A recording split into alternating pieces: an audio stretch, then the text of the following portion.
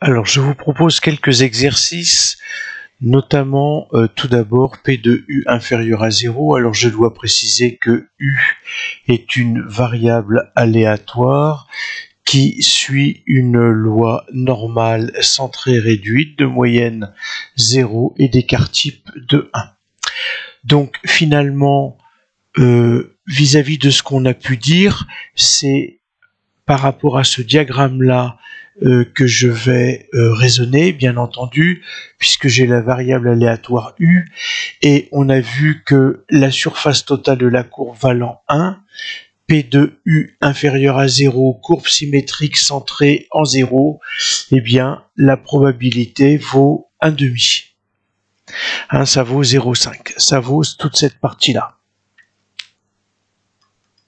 Si vous avez un doute, vous prenez donc votre calculatrice, seconde var, pour aller dans distribution, et je veux aller à la fonction de répartition, donc en 2.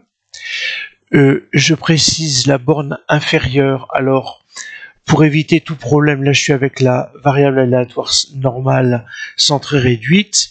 Bien entendu, moins 10 va être suffisant, sinon je peux prendre moins l'infini. Moins 1 fois 10 puissance 99. La borne supérieure, c'est là où je vais donc mettre 0. La moyenne est de 0, l'écart type est de 1, je colle et le résultat vaut bien 0,5.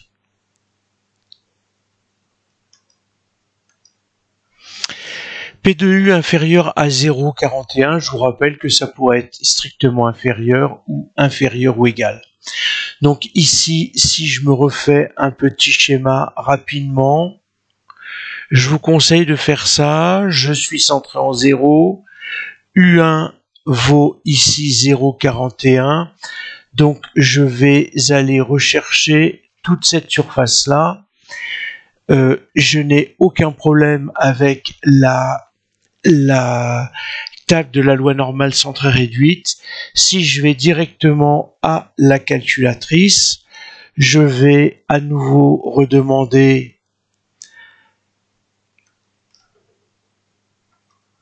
ici moins 10, la borne supérieure en borne inférieure moins 10, la borne supérieure 0,41,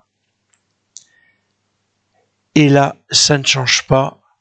Et donc, je vais obtenir une probabilité de 0,66. Donc, ici, la probabilité pour que U soit inférieur ou égal à 0,41, elle vaut 0,66 ou 0,6591.